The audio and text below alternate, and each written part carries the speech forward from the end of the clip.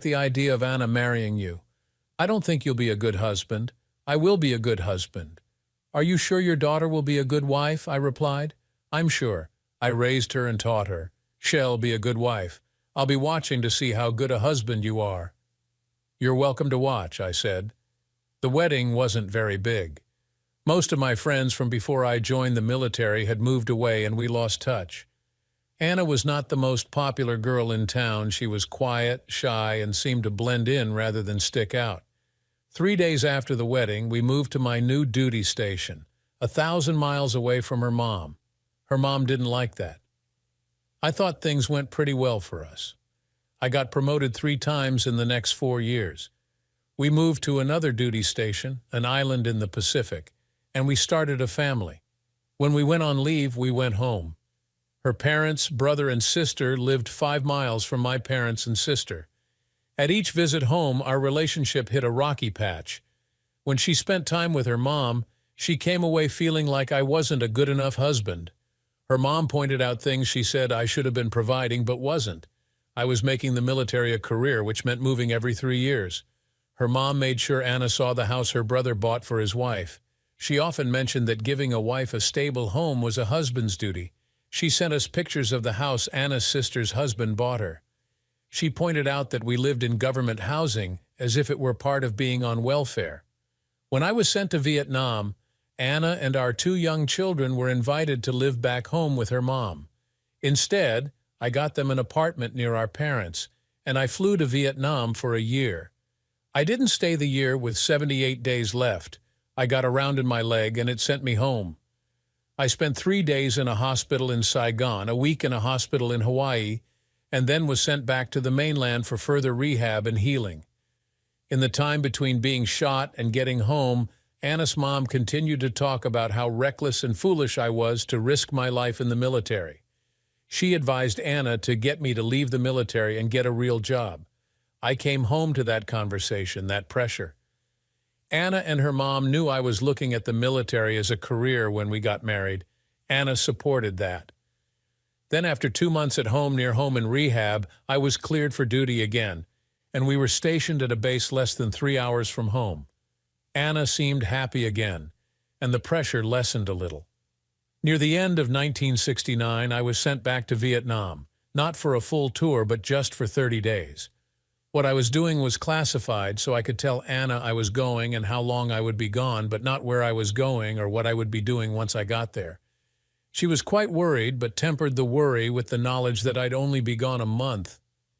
That trip ended my military career. I was shot again. The bullet went through my shoulder, doing enough damage that the doctors said I couldn't continue to function in the Air Force. I was medically retired. My 1-month trip turned into 4 months in the hospital, 3 surgeries, months of physical therapy, and a return to civilian status. The scars were ugly, and Anna cried every time she saw them for almost a year after I came back. We moved into a rental house 4 miles from our parents' homes, and I went looking for work. A friend from church found me a job. It was interesting, challenging work, and it paid pretty well. I figured her mom would finally be happy. I was out working, her daughter was near her, and she got to be grandma. I was wrong. She bitched about me often. I got to know Anna's brother and his family better, and at some point I asked her brother if their mom was hard on him as well. He admitted that their mom never liked me. He also admitted that he heard her plotting to get Anna out of the marriage. She had said Anna would be better off as a single mom than being married to me. She had said it more than once. Anna's sister's husband Tom and I became better friends as well. He didn't know why their mom disliked me, but he was aware of it. He was glad I caught the heat because he knew it spared him.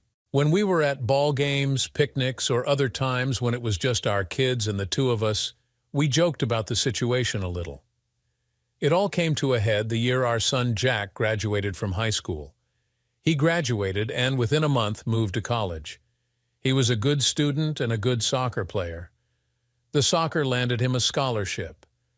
After he had been gone for 4 months, Anna came to me and said she wanted a divorce.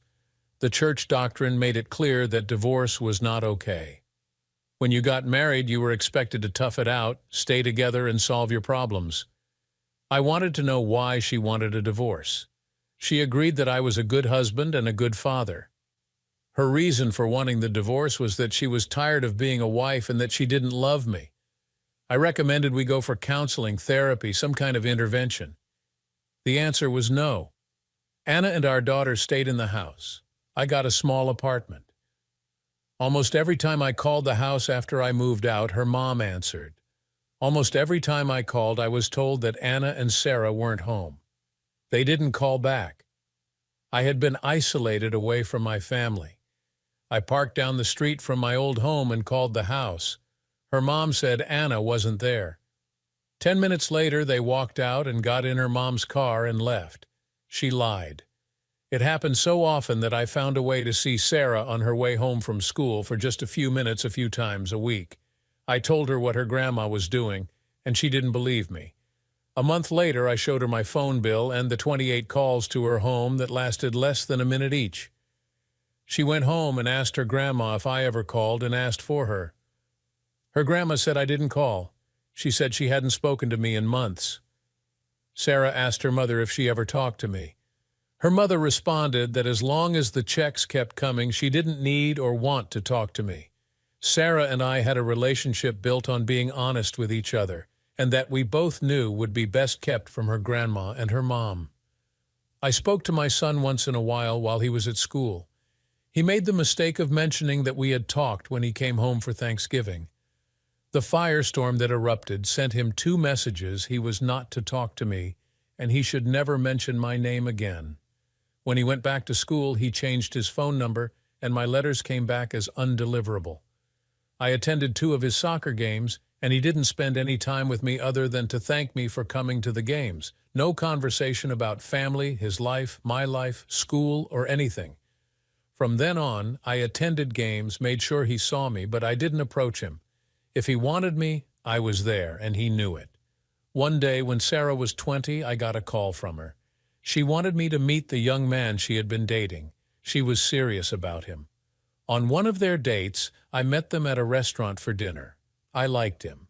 It was obvious he was in love with Sarah, and they were headed for marriage. I asked a lot of fatherly questions, and he gave lots of very good answers. At the end of dinner, I said, "You 2 probably shouldn't tell your grandma or your mom that we had dinner. I don't think they would be happy about it." Sarah responded, "They better get used to you being in my life. When we get married, I want you to walk me down the aisle." I was touched and overwhelmed by hearing her say that. Her young man said, "I know about the conflict, and we're ready for the heat. Will you walk her down the aisle? You name the time and place, and I'll be there." "Rented tux and everything," I replied. They set a date and started planning a wedding. Sarah discovered how strong her grandma's influence was over her mother during the planning. Anna would agree with something when Sarah talked to her about it, and the next day, after Anna spoke with her mother, everything changed. At a family dinner held at her grandma's house, Sarah and Matt sprang me on the family.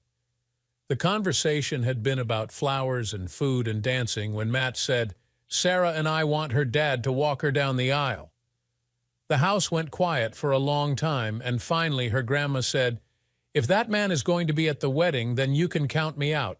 I will not be under the same roof with him." Sarah said, "He is my dad. It is my wedding. If I want him there, he can be there. I will miss you if you choose not to be there, but he has already agreed to walk me down the aisle." She stood up, took Matt's hand, and they left her grandma's house.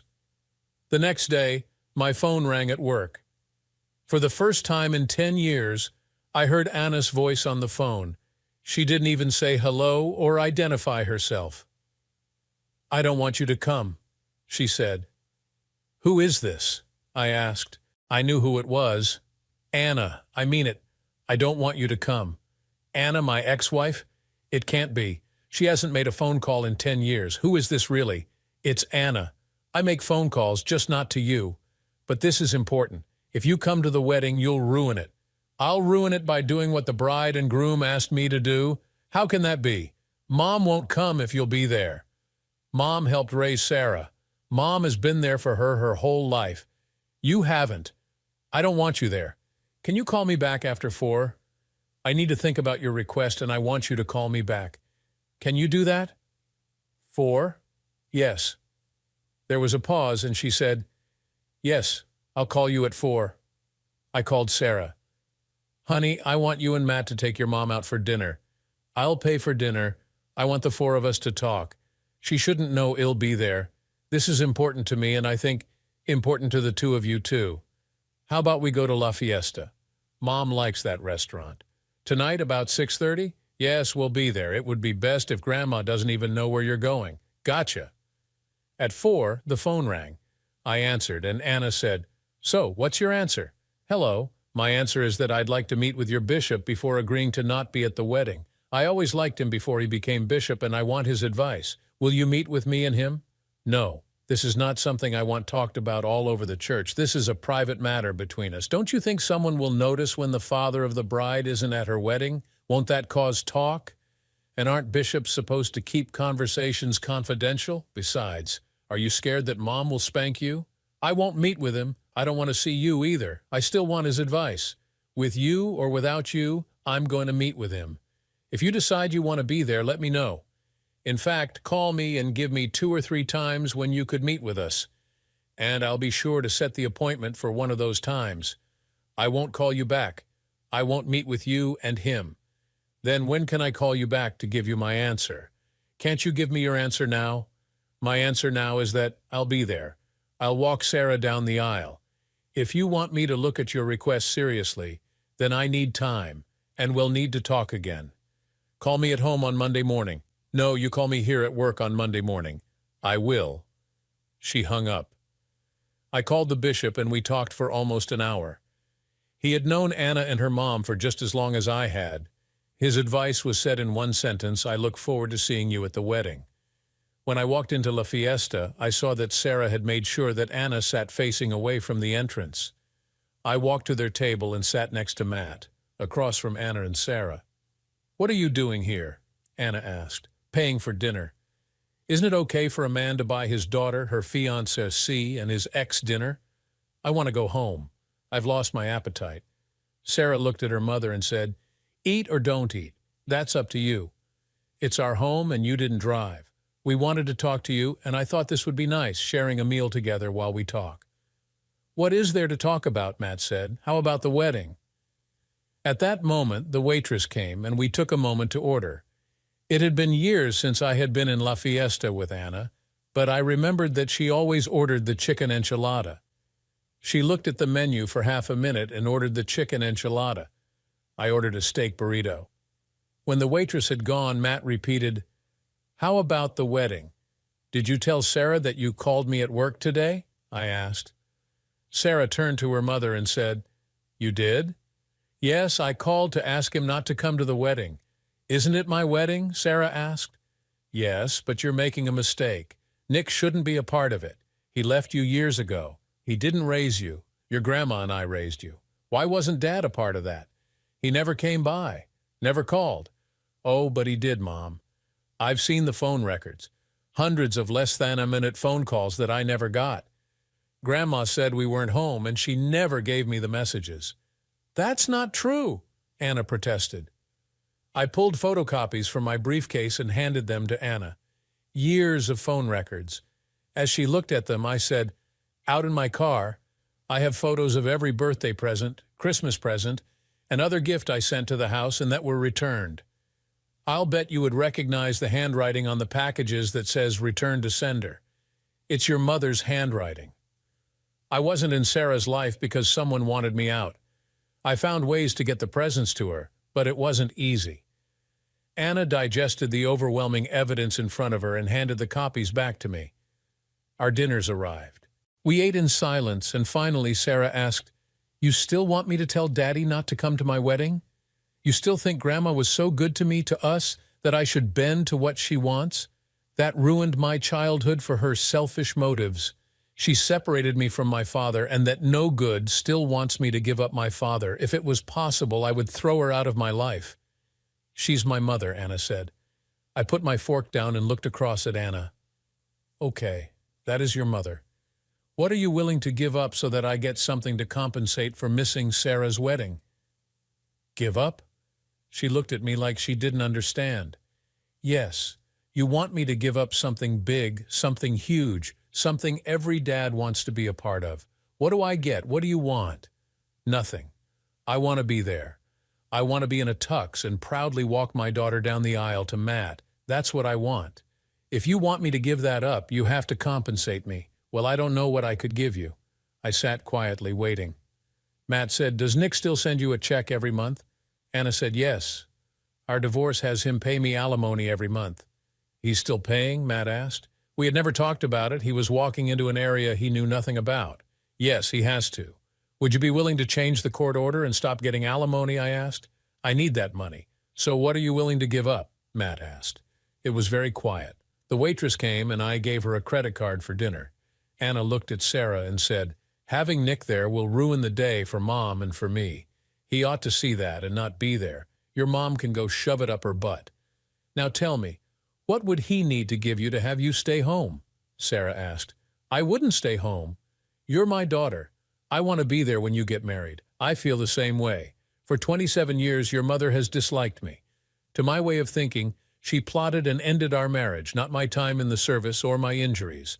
It has come down to her deciding either she will be at Sarah's wedding or I will. Now I put it on you. I'll tell you what I will accept. I will stay away on the day of the wedding if you show me an amended court order stopping the alimony forever, and if you spend a weekend in bed with me, having sex with me." "I can't." She said it loud enough that people all over La Fiesta turned and looked at her. "Why not?" "I have been paying you as a hooker with no service for such a long time. Why not use your service now? Are you a virgin?" "I don't think so. You have had sex with me before, I remember. I'll make reservations at the Blue Lantern in Santa Barbara, and no one except the four of us will ever know." Matt was working hard not to smile. Sarah had never heard me talk about my sex life with her mother before. She was a little shocked. She looked at me, not her mother. "I can't." She paused, adding, "What could I tell my mother?" "Tell her the price for me staying away. Tell her the price for me staying away was for you to give up alimony forever. You don't need to tell her about the Blue Lantern Inn. And so you feel safer. I haven't had sex with anyone in the last 3 months. I had a complete physical 2 months ago, and other than some minor problems with a bad shoulder, I'm healthy and have no diseases." "I need to think," she said. "Okay, Matt, I think dinner is over. I'll know her answer when she calls me to say no, or I get the court order in the mail and a note telling me what weekend before the wedding to make reservations at the inn. As soon as I know, you'll know." I shook Matt's hand, hugged Sarah, and kissed her goodbye. I stood with my arms open and waited a few seconds for Anna to decide what she was going to do. She stayed in her chair. I left. 10 days later, I got a letter from the court letting me know that the court order for spousal support had been terminated and a copy of the new court order. I checked with my attorney and found out that the way it had been written, alimony was over and could not be reinstated. 2 days later, my phone rang and Anna said, "I changed the court order." "Yes, thanks. I have my calendar open. What dates? I want us to be clear about this. We go to this inn and stay 2 days. During the stay, I agree to have sex with you once. You don't decide anything. I will decide what to do with you. We will be served breakfast in the room both mornings. We will go out for lunch and dinner at nice sit-down restaurants, and other than that, you will be in the room with me, naked and willing for as much sex as I want. I don't know if I can have a lot of sex. I haven't been in bed with anyone but you, ever. I'll take care of that. Sometimes you are so nasty. Sometimes you believe babies start by spontaneous combustion. Look around at church this Sunday. All those children were started by people having sex. God made it feel good for a reason. What if I can't do it? Then I rent a tux. I have it reserved. That's why we're going before the wedding. Okay, the weekend of the 20th. Done. I'll make the reservations today. You can tell Sarah you have agreed. Where shall I meet you? Send your mother to the store or something. I'll come to your front door and carry your suitcase to the car on Friday afternoon. I'll bring you back on Sunday while your mother is in church." "Okay," she said. She did not sound happy. Sarah called me that evening. "Daddy, Mom tells me she gave up the alimony. She did, and I have the court order framed and hanging on the wall in my bathroom. Did she agree to the other as well? Yes, she picked dates and everything.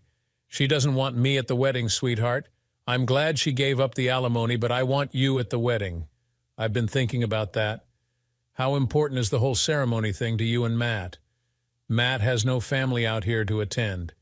He came out here for college, and his parents and family can't afford to come for the wedding. It seems Mom and Grandma are all about the show. They worry about what people will think if I pick colors different from everyone else or flowers, or if I want a dress that isn't just white. Call Matt. Please see if he'd be willing for us to fly back to his home and get married there. A simple ceremony, no frills, just love. If you two are up for it, I'll buy the tickets and we'll do it. If that is, I still get to walk you down the aisle. Oh, Daddy, great idea. I'll call you back. Half an hour later, she called me back. The wedding would still happen on the same day as scheduled, but instead of in Los Angeles, it would be in Vermont. The next day, Sarah called me at work and asked, "Are you still going to take Mom to that place in Santa Barbara?" Honest answer, yes. I always loved sex with your mother, and I've missed that. She has promised me 2 days of willing sex. I promise not to be at the wedding here in L.A. On Friday the 19th, my phone rang at 9 in the morning. Caller ID showed Anna's number. I answered professionally. It was her mom. "What are you up to?" she asked. "Excuse me, who is this, please?" I knew who it was. "Elaine, you are such an a-hole. You cheated Anna out of her alimony, and I think there's more. Anna has been acting strangely the last few days, and today I looked at the phone bill and she's been calling you. Did you ask her about the calls? So you don't deny them. What good would that do? You have the phone records in front of you. You think perhaps she bought me off to make you happy, and a few phone calls were needed to get that to happen. It wouldn't take that many, not for someone like you. But perhaps your daughter isn't as astute as you about such matters. You called just to verify that we spoke? No. I want to make sure you are nowhere near the chapel on the 27th. Well, first of all, you need to put this in your old brain that you cannot make me do a thing. You may control your daughter, but that is the limit of your control. Next time you call me, you better put some respect on that name. Besides, just to make you a bit happy, I have a plane ticket out of LAX on the 25th and returning on the 30th. I will be over 3,000 miles away. You can come to LAX and see me leave if you'd like. Will that make you happy? It cost us thousands of dollars for you to go. You better go. Did anyone ever tell you how mean and controlling you attempt to be? Just you. And your opinion isn't worth much around here. You have certainly made sure that's true. Well, I need to get back to work. Have a nice time at the wedding. Will you be walking Sarah down the aisle? No, her Uncle Jim will be doing it. Bye. I hung up. 30 seconds later, the phone rang. Caller ID showed her number. I let it go to the answering machine. My suitcase was in my car. Anna called and said her mother had gone to a meeting at church and would be gone until 5:30. I arrived on the front porch at 4:30. Anna opened the door and handed me her small suitcase. She was looking good. She had on a dress, a shirtwaist dress, and a flowered print made of silk. She wore 2-inch heels and stockings. Her hair was freshly done, and she had her nails done as well. I opened the car door for her and said, "You look really nice, Anna. Thank you." She sat and put her seatbelt on. I went to my door, got in, and drove away. I could have driven past the church to get to the freeway, but didn't. I went a different way. Anna didn't talk until we were on the freeway. She seemed to relax a little the farther we got away from her home. "So, what can we talk about?" she asked. "Tell me about what you do that you really enjoy. My memories are old, and what you used to like may have changed. I still enjoy movies. Mostly I watch movies on cable, but once in a while we go to a theater. Most of the drive to Santa Barbara we talked about movies we had seen. We also talked about food. I remembered that in the old days I liked to rest my hand on her thigh as I drove. I also remembered that if I just put my hand on her leg, she jumped and yelped in surprise. "Anna, don't jump. I'm putting my hand on your leg." I didn't ask for permission. I hadn't asked when we were married.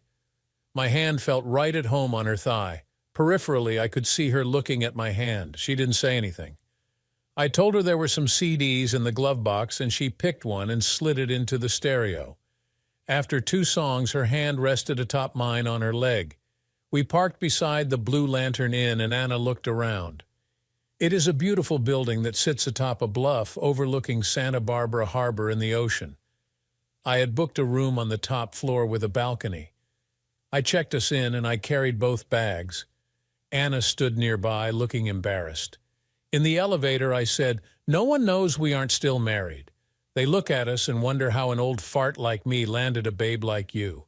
You are so full of it," she smiled. I opened the door to our room, and she took in a breath. The room was beautiful.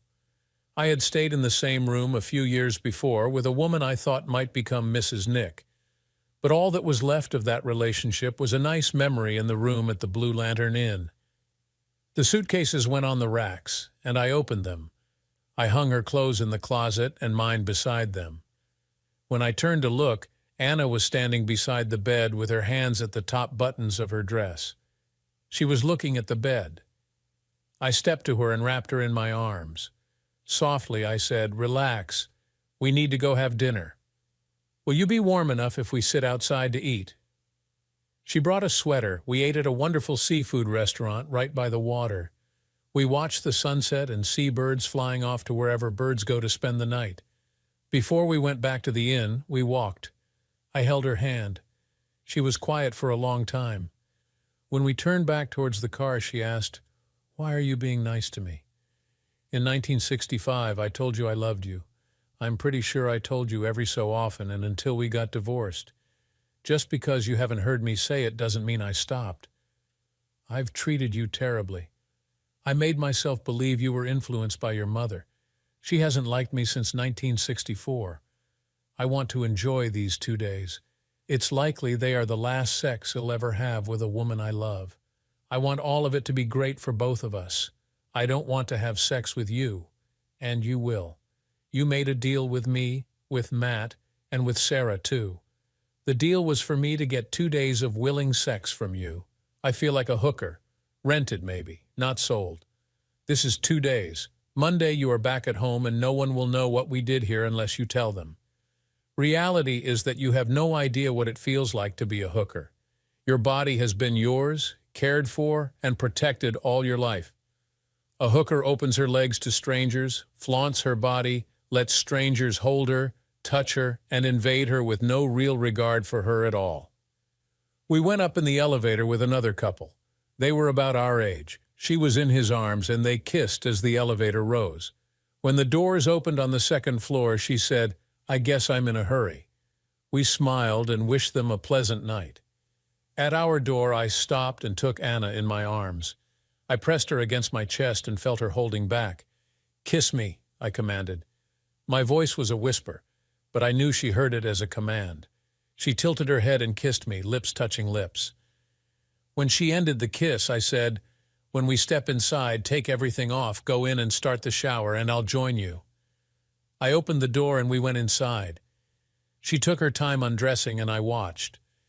She walked into the bathroom. I walked into the bathroom behind her. She was facing the shower. I got close and said, "If you want, I'll leave my t-shirt on so you don't have to see my scars. Thank you." She stepped under the stream of water. I joined her.